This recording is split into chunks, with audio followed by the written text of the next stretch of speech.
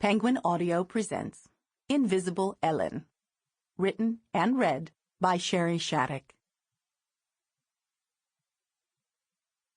This book is for anyone who has ever felt they didn't count.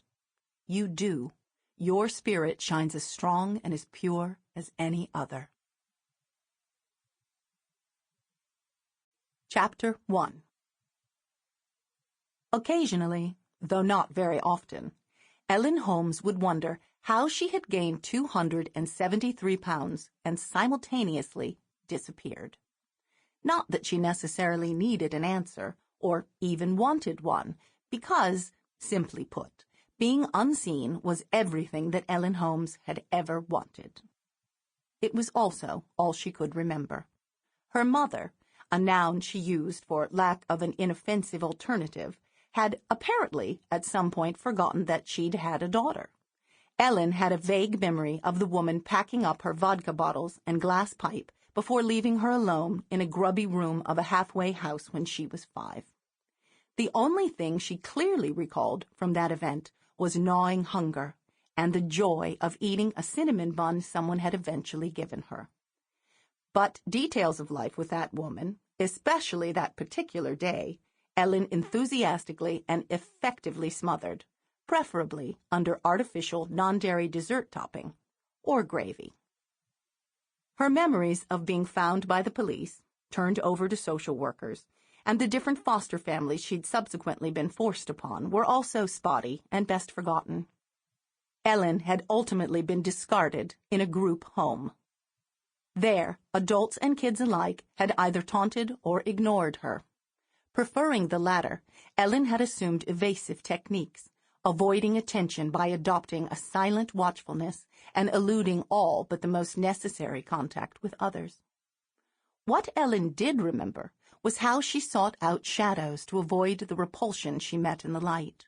She found dark corners and attics to hide in, hoarded packaged food when she could get it.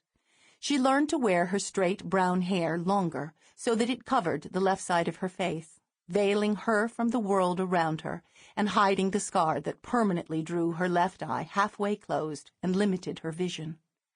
Since every human she'd ever met preferred not to look at her, a half step backward or an inverted slump was often sufficient to avoid potential scrutiny or even notice. Ellen became very good at being absent, even when she was there. At 19, she'd first noticed her complete visual absence.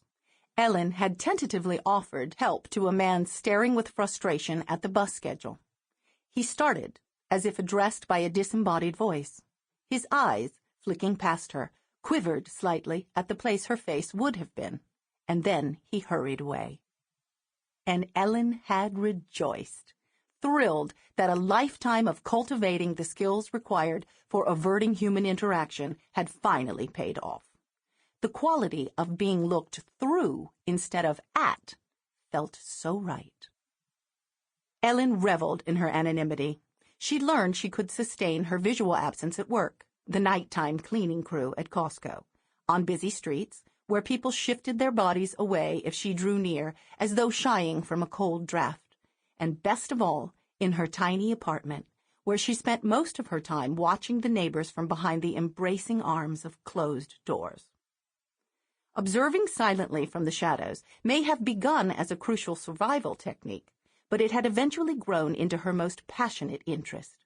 Real life enthralled Ellen, as long as it did not include her. The rare occasions she needed to be seen exhausted her. It was just too much effort, and opened the door to participation, the prospect of which horrified her more than running out of snack food or, unthinkably, bacon. By 24, Ellen had perfected her own invisibility to the degree that even her cat, Mouse, seemed only vaguely aware of her. Ellen and Mouse shared the one-room apartment and a love of caloric excess, especially bacon, but not much else. The front door of that narrow studio apartment opened onto the main room. A dozen steps brought her to the kitchenette, which ended in a back door featuring a small window. Gazing through a triple layer of small grimed screen, dirty glass slats, and wrought iron security, Sample complete. Ready to continue?